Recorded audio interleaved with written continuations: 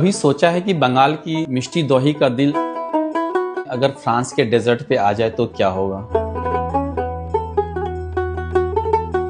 जितनी बंगाली लोगों की भाषा मीठी है उतना ही बंगाल के लोगों को मीठा पसंद है। अगर आप बंगाली फैमिली के घर में जाओगे तो आपको खाना खाने के बाद मिष्टी दोही तो देंगे ही देंगे वो। और जब मैं खुद बंगाल में था तो बहुत सारे मिठाई खाई पर मिष्टी दोही का टेस्ट मुझे याद ही रह गया। फिर मैंने सोचा कि इसे दिल्ली में मिष्टी दोही को तो लाना ही लाना है। तो फ्रांस के पॉपुलर डेजर्ट है क्रीम ब्रूले। फिर हमने उस ब्रूले को मिष्टी दोही के साथ कॉम्बिनेशन किया, मिष्टी दोही और ऊपर में कैस्टर शुगर को स्प्रिंकल करके ब्रूले का कलर लाया। और फिर जब इस डिश को सर्व करने की बारी आई तो मैंने इंस्पिरेशन फिर बंगाल से लिया। बंगाल के हर घर का कल्चर होता है वो पैरट रखते हैं। उस पिंजरे का इंस्पिरेशन लेके मैंने उस पिंजरे का शेप का एक सर्विंग प्लेट तैयार करवाया जो उस डिश को और सुंदर बना रहा था। तो मैं आपसे कहना चाहूंगा आमी मिष्टी दोही भालोबाशी।